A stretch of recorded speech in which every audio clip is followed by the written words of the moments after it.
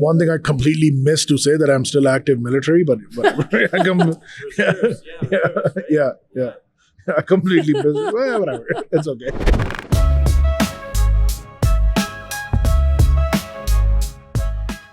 Hello and welcome back to another episode of Airdrie Inside. I am your host, Chris Glass. I am here at Micro Acres for our last episode here. This place smells fantastic. So does our guest in front of me, Mo. Mo, welcome to the show. Thanks, Chris. Thanks for having me, buddy. Do I got to be that loud? No, okay. You're good. You're good. All right.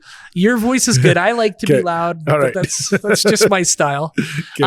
Mo, I got to know you when we were on city council candidates campaign list. trail. We were campaigning, and the very first time I heard you talk, I remember the conversation with my wife because we were trying to identify all the different candidates and all their different strengths, and we put a big circle around you as somebody we really needed to watch because you spoke with such conviction about what you cared about and such passion about what you cared about.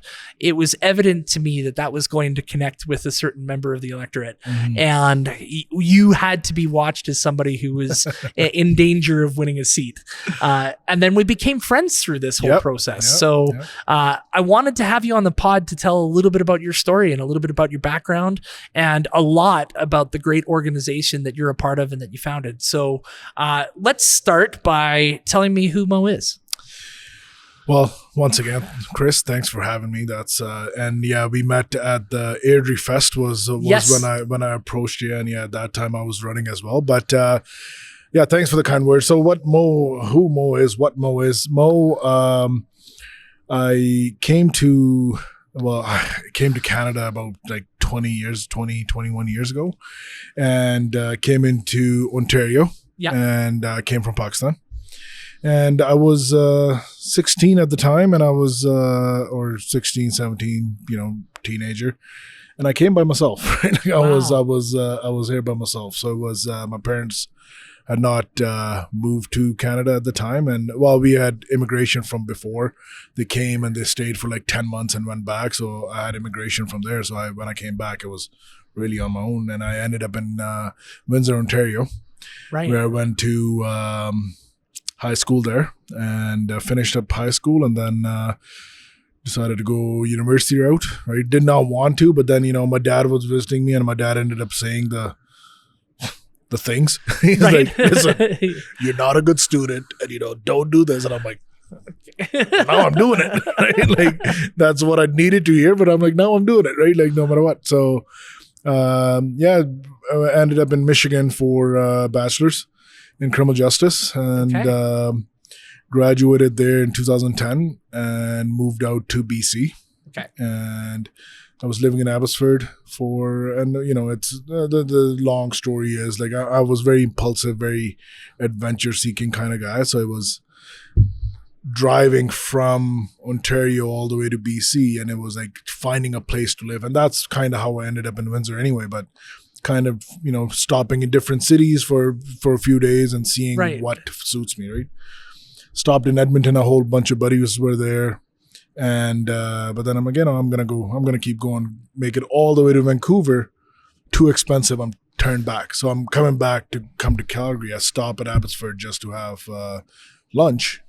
And I'm like, what place is this, right? Like, just start. Well, you didn't have. It's cheaper Vancouver, is what it is. Yeah. You didn't have Google and stuff, right? Like, well, you didn't have those kind of phones, right? And I'm talking 2010, and I asked the waitress, I'm like, "What place is this?" She goes, "Abbotsford." So I just, there was a hotel attached to it, and I went in there into the business center and just started looking up what Abbotsford was. I wanted to be a cop, so it was, Abbotsford was I don't know, booming economy for a cop, right? Like it was the murder capital of Canada at the time, right? So it was okay. I like this place. I'm gonna stay, right? Like stayed at the hotel for like 3 days. Got a job interview. It was a Friday. Got a job interview for Monday and got the job, right? Like just security, working security and all that. And so I stayed there. Kept applying to be police officer in places and different jobs. Then I'm working out at the gym, see a little poster on the on the board saying Abbotsford Fire Rescue Service looking for people. Yep. Okay, what do I gotta lose, right? Like I apply, and man, things happen, and somehow I'm in, right? Like I made it, and I was like, well, how did that? How did that work out? Yeah. In fact, at my interview, like I remember there was panel sitting, and that panel ended up being my officers later on. But this panel is sitting, and they're like, "Why do you want to be a firefighter?" I'm like, I don't. Right now, what a great candid answer. I'm just looking for a job, right? Like, I'm not that kid who was grown up looking at fire trucks and wanting to be one, and I'm just looking for a job. And like, I came out, I'm like, I blew that, right? But that evening, I got the message saying I passed the interview. I'm like, how, right? But okay, right? But anyhow, so joined the fire rescue and kept applying for other jobs, and finally, Correctional Service Canada clicked in. I was actually at a fire. I was on that 110-foot ladder, and I'm up there, and my buddy is sitting there. My buddy, the guy he was more senior to me, and he's answers a phone call, or not answers a phone call, makes a phone call, tells me there's media all around. He goes, look busy. I'm just going to make a phone call. So he sits down in the bucket and starts making a phone call. And then he's like, yeah, I'm not coming in. Okay, bye. I'm like, what job was that? He tells me what job that was. I'm like, all right, that's what I want to apply to, right? Like, so it was, it was Correctional Service Canada. Applied to them, and took me a while. Took me over a year. I know my application, it's only good for a year, but mine got extended because I know it took more than a year. That's how I remember that. Yeah. And they sent me to Saskatoon for training, and then they posted me to Edmonton Maximum Security Institution. Edmonton Maximum Security. Yeah. So they don't set you off at the earlier, like the lighter security ones. You go right to Edmonton Max. Yeah. So they that's where they posted me, and I loved it. I thrived there. I loved it there. It was the best job I had, right? Like it was fun. So I did that for a number of years, kept promoting from one thing to the next. And finally I made a trainer in 2018-ish is when I passed the exam and everything, but I wasn't getting a spot, right? Trainer is a rank in Correctional Service Canada. It's a CX, CX3 is a rank, and there's only like 50 or 60 of full-time ones in the whole country, right? So it's like I'm not getting the position because there's no position open. There's like one per. Yeah. Then I find out that Edmonton Institution does have an opening. Okay, I'll transfer to Edmonton. Okay, where are we gonna live? And my wife's from Calgary. So, during this, I got married and all that, and 2018. My wife's from Calgary. We didn't have a family. We didn't have kids at the time. So, okay, let's move to Airdrie, right? Right. I could just commute to Bowden and, blah, blah, blah. Get to Bowden, I'm there for like maybe 2 months when I get sent away to PEI, to Atlantic Police Academy for my trainer's course for 4 months, 3 months, something like that, and come back, and then I'm a trainer, right? So then I was a national trainer I officially got out in March of 2025. Oh, wow. So yeah, I was doing that for a while, and that's kind of story in a nutshell. And then get to 2024-ish is when I started exploring a new job. So I took a leave from Correctional Service Canada, started looking at this new job, which was teaching criminal justice at a post-secondary here. Yep. And I liked the job. In 2025, I pulled the plug. And excellent. Now that's what I'm doing. Yeah. So is that Mount Royal University or? No, it's at Bow Valley College. Oh, Bow Valley College. Okay. Yeah. Little known fact is I went to school for criminology way back in the day, and I became a private investigator for about 3 weeks. Nice. And hated my life and decided that the airline was a better way to go. Yeah. I did the PI work a little bit too, and I was like, it's so boring. Listen, I cannot sit and watch this house for like 3 days. Yeah. And I don't want to pee in a bottle. For me, it was we were doing private investigation of insurance fraud. Okay. People who are claiming they're hurt and they're not. Yeah. What they don't tell you about people who are committing insurance fraud is that they're not the most active human beings. That's hence why they're doing it, right? So you would sit in front of a house for a day and see somebody take a 5-minute walk and then go back in, and that's all you get the whole day long. So it wasn't for me. It wasn't my lifestyle. But I want to touch on your experiences at Edmonton Max and how that shaped you, or just corrections as a whole. This is a job that requires like being hard when you need to, but having flexibility. So walk me through what it's like to be a corrections official.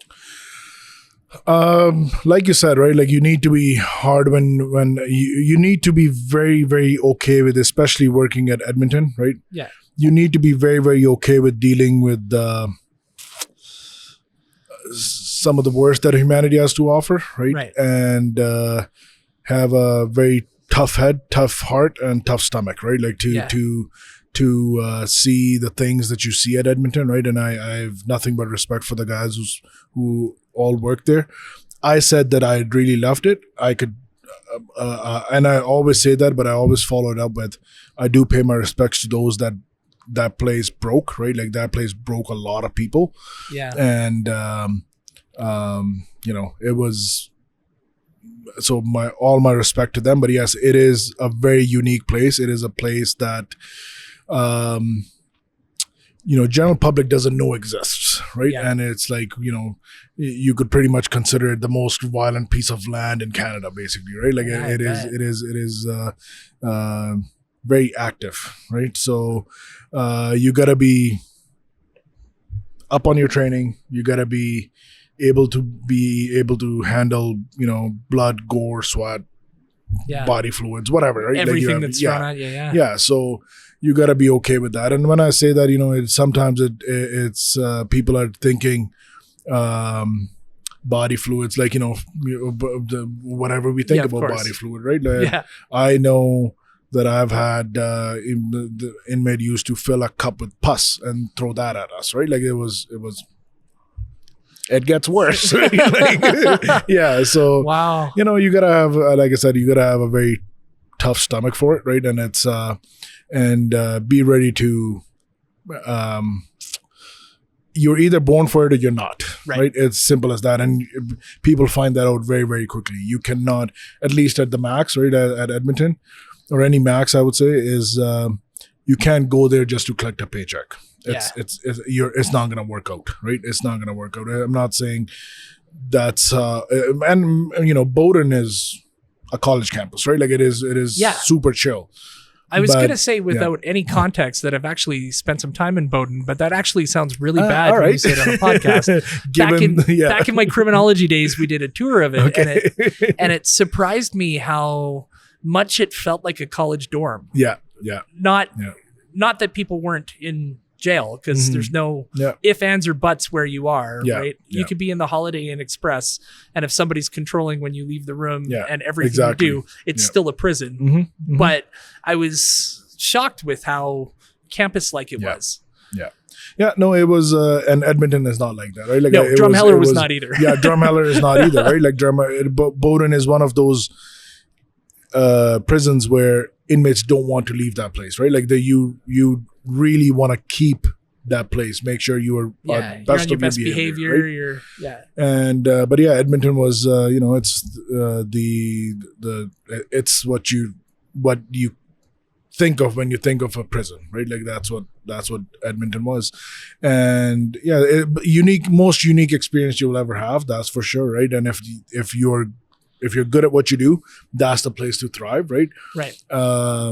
But you got to keep yourself in check, otherwise like I said, it has broken a lot of people, right? And it gave me a lot of opportunity to do things that, man, people will never get those opportunities to do those things, right? I was part of the fire team there. I was the biggest thing I did there was I was a hostage crisis negotiator, right? And that was, man, like just to get the course, because you're not getting the course unless you're gonna become one, right?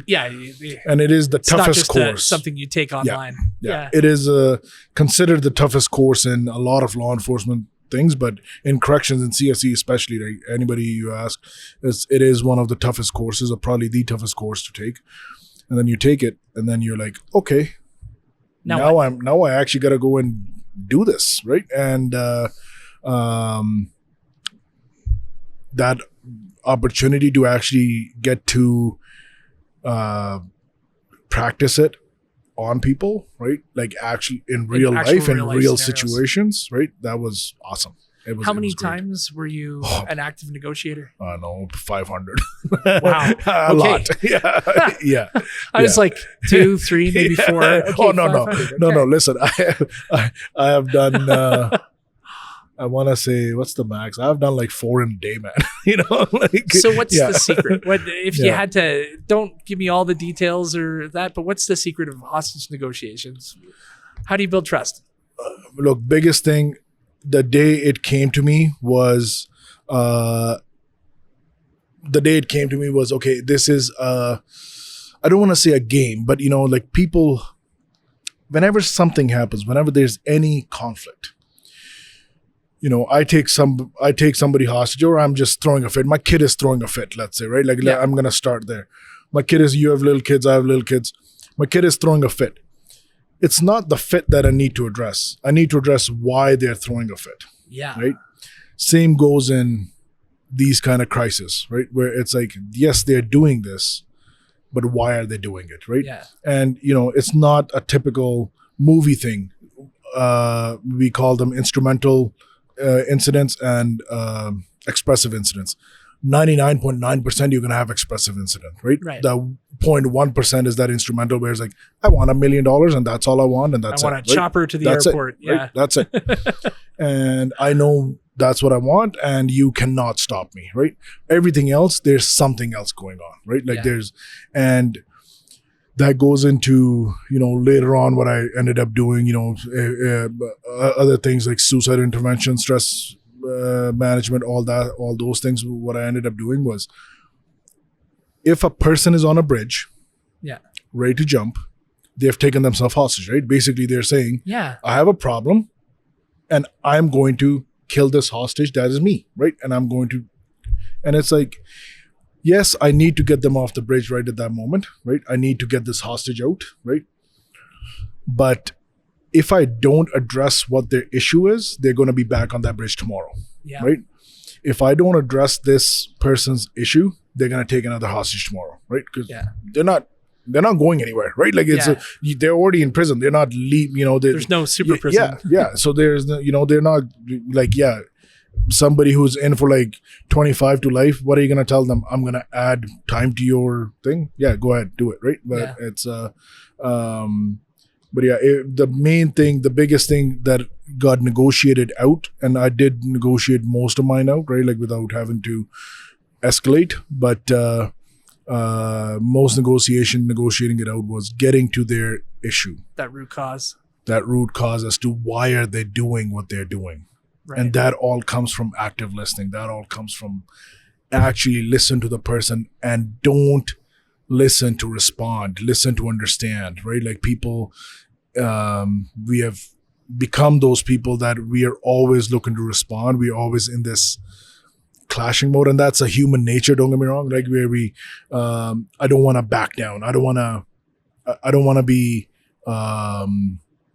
looked at as weak, right? I don't want to be taken as weak. So I must, you know, fight fire with fire, basically, right? Where it's like, but the fire only increases. You have to fight it with water, which is try to understand them and then address that. Once you address that, the other part, the hostage comes out, right? Like, and we don't say hostage, right? That's just a easier term to tell people. Hostage, people. It's crisis, right? We are crisis negotiators, right? So it's it's if I could give every single person in this world one course, it would be crisis negotiation course, but it's not going to happen, right? So, but that's the biggest thing that you need to do. So I want to pull back on some things that you said, because it's a great segue to what I wanted to have you on the pod to talk about. When we talk about how you saw your peers get broken by what they were doing. And you talked about the crisis intervention. Talk to me about Boots on the Ground, and talk to me about what the organization you started is all about. Yes, so Boots on the Ground, in the shortest term, is a peer support for first responders and military. That's what we advertise as. It was an organization out of Ontario. Okay. It's a Peel Regional Police retired sergeant, staff sergeant. He started it, and I needed it one time. It was after I'd moved to Bowden. I went through some stuff, and I'm like, okay, now what, right? Like I didn't know anybody at Bowden. I didn't trust, these are dark things, right? Like now you gotta talk to somebody, but I couldn't find somebody, right? Somebody I could trust. All my people. It's not like their first responder or police, corrections, military are regular scenarios that everybody's dealing with. There's not a lot of people who have been through it. Yeah. Sorry to cut you off. Yeah. But no, 100%. But it's Bowden started to take a toll on me, although like I said, I was only inside for like a couple of months, but all my people were back in Edmonton. Now I can't keep going back to Edmonton to talk to my people, right? So I go online and start looking as to who could I call, and then I come across Boots on the Ground, and I go, cool. I call them, talk to them, and I'm like, you know what, this is awesome, I would love to volunteer for you guys. And they go, oh, we don't operate in Alberta, you got to be in Ontario to volunteer for us. And I'm like, huh, okay. Why aren't you in Alberta? Well, you're not. Okay. I'm going to bring it to Alberta, right? And because this is what I want to do. Like that's give me a chapter and I'll run it, right? So then we went through our things and I learned it a long time ago. I learned peer support a long time ago. I was at Edmonton. I was we call it CISM team, Critical Incident Stress Management team, where it's peers, right? Like it's peer support. And I was on CISM myself, and people want to talk, right? Even the amount of, I say 2 a.m. coffees I've had, right? Like it's people want to talk.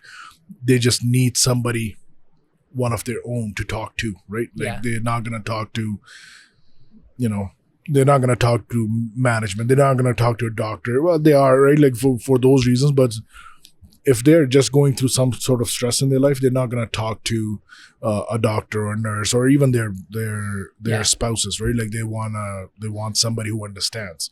And there's very good reasons why they're not talking to management. I mean, this is big in the airline space where there's pilot support networks, because you're not going to go tell your chief pilot that you might have a drug addiction or that you're having suicidal thoughts. Yeah. You're just going to deal with those white knuckle in silence because you're going to be worried about losing your job. 100%. And I learned this peer support thing in, I want to say it was 2016. We had a huge hostage taking incident, and I got stuck in the middle of it, right? Like my shift was about to end. Next shift was coming on, and just then, so they are sitting in the briefing room. We are still on the units. Incident happens. We go running to it. It turns into a hostage situation, right? At the end of your shift. At the end of my shift. You're just about to go home. You're just about to go home, right? We pulled the guy out. It was in the cell, 5 guys on one, blah, blah, blah. We pulled the guy out, and ambulance is called and everything. They created a distraction. So there was another one that had been injured, and then we pulled this guy out, and ambulance shows up. They showed up for the first guy. We didn't know that we had a hostage, right? Because we called the ambulance for the first guy. Now we're doing welfare checks when we come across the second guy, right? And it's so I jump into the ambulance. Well, I wasn't supposed to go with the ambulance, but things were taking too long, blah, blah. We were standing in the sally port. I escorted the ambulance, and in the sally port, the paramedic says to me, if you don't start moving now, he's going to die, right? It was one of those where, because, we're not armed inside the prison, but you go armed when you're going outside. I look into the main control, and, there's like a newer person sitting there. And I'm like, grab a gun, give me a gun, let's go, right? It was one of those where you put your pistol in your pocket and you just went, right? And get to the hospital. and they get this guy out, but they kept operating on them.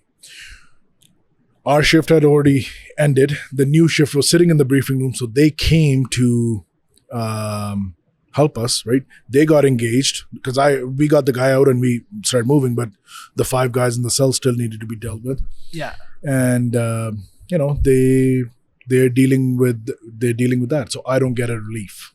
Yeah. I come back to the institution. This happened around 2:30 p.m. I come back to the institution. It's about 4 a.m. Right, so I've been on the shift since 6:45 in the morning. 2:30 this happens. I come back to the institution at 4 a.m. from the hospital, and I write my report and everything, submit it. At this time, I was allotted 8 hours off, or rest of the day off basically, because my shift starts again at 6:45. Right. My boss says you can stay home. I'm like, no, I'm going to come back. The reason I wanted to come back was we used to work in a unit of 6 guys. Yeah. 4 of us were the regulars, and then 2 were, floaters kind of deal. Yeah. Right. So out of the 4 of us, 2 had gone to the concert the night before the incident. Yeah. So they were too hungover to come to work. Right. So they didn't come to work. Blessing in disguise for me was the next day, when I wasn't supposed to come back to work, when I went home at 5 a.m., well, they are now coming to work, right? Because they weren't involved in the incident, so they're coming to work. And I'm like, that's where my boys are, and I want to be with them, right? So I'm like, hey, I'm just going to go home. I'll be back by 9 a.m., right? Go home, change. I'm just bloodied, like full blood, or like that one of those times where you burned the goddamn uniform, right? And I did. Showered, changed, had something to eat, maybe grabbed a quick nap and went back. Why did I go back? Was because I wanted to be with my guys, not around people. I wasn't married at the time, so I wasn't gonna sit home alone, right? After all that, I wanted to be with the guys, so I went back, was with the guys. So I really learned that day, and we didn't even talk about the incident. Yeah, we talked about the incident. It was more of a war story, right? Than the incident, not how I was feeling, but a war story, and I felt good, right? I didn't. Yeah. So I learned the impact of peer support that day. Yeah. And then it stayed with me, right? And then I was like, okay, this is what, I want to be part of this. So when I left Edmonton, I came here, and it was like, okay, now I don't have that. Talked to boots on the ground, and they did not operate outside of Ontario, convinced them enough to let me run it in Alberta. Took us a while, setting up. Setting up was the hardest part. Yeah, and it always is. Yeah. Because now I cannot start operating my phone line without volunteers who are trained and ready to take the calls. Yeah. But while they're getting trained and while they're doing it, I'm like, hey, get training and then sit down, right? Like we're gonna start on this day, which is like a year away, right? But stay with me, right? Yeah. That's the hardest part, where you're like you're recruiting people, but you have nothing for them to do, right? So yeah, I kept recruiting for about a year, and then September 25th, 2023 is when we launched, right? 2023, yes, 2023 is when we launched, right? Like in the morning, we started our lines, and they started buzzing right away. Really? Man, people were waiting for this, right? Yeah. And so yeah, now it's, we don't have caller ID, we don't have anything, and everybody who's answering the phones is either a cop, firefighter, paramedic, correction officer, nurse, dispatch member, or emergency dispatch, or a military member themselves. Wow. Right? So that's how we are unique in what we do, is like no social worker, no psychologist, no doctor. We are not medical professionals. We are not psychological psych professionals. Yeah. We are just the people who have done the job, who have done it and been there, done that, right? So we have been in the trenches. So that's why people talk to us. People talk to, and we get calls from civilians as well. Like it's not just military members and first responders that call us. Everybody calls us, right? Children call us, anybody who needs support, they call us, right? So like I said, it's answered by people who have done the job. So you're talking to a brother or sister, maybe not the exact same profession, but we have all seen crap, right? Yeah. We have all seen crap. And all similar experiences. Yeah. How many phone calls do you think you've taken since 2023? We are about 670-ish. 670-ish, yeah. Wow. Yeah. That's a crazy amount. Yeah. Yeah. Now, how are you funded, right? Because publicly.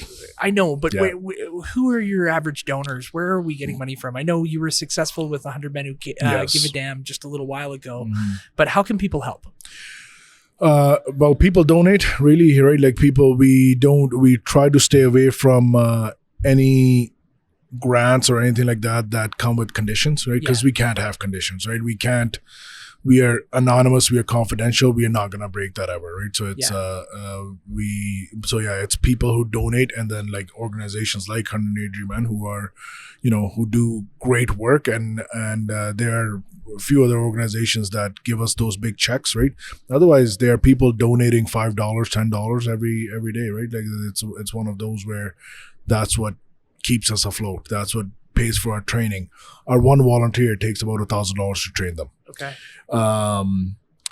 So, volunteer training, there is phone bills, of course, and then there's other operational costs, right? Like all kinds of outreach costs, marketing costs, all that. So that we really run on donations, people's donations, right? So people normally go on our website. There's a direct link to our donation page, right? It is botgalberta.com. It's not Boots on the Ground. That's the Ontario one. botgalberta.com is our website, and people go there and just hit the donate button and donate through there, or give us check or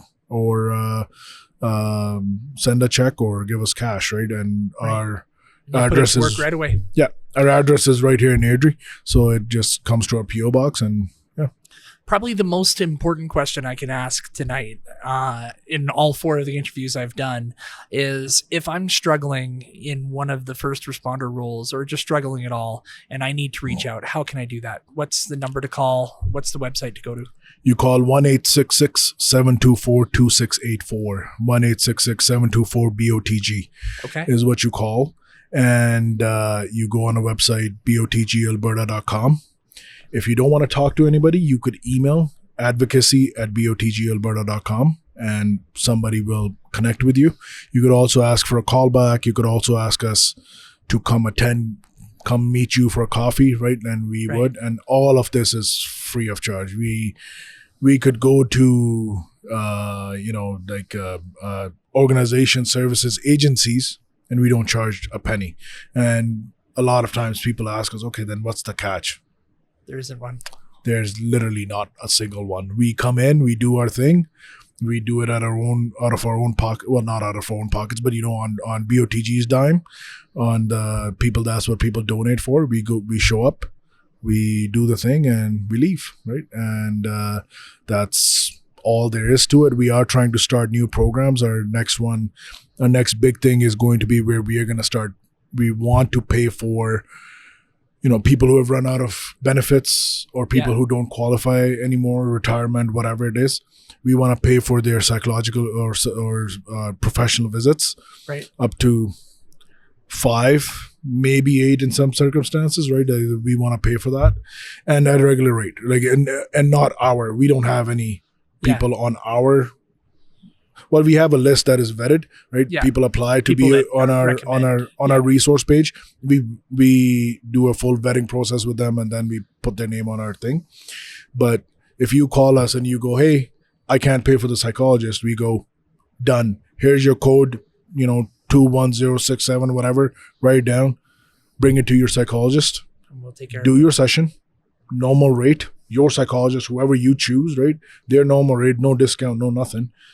And they call us and give us that code, and we pay them, and it's done, right?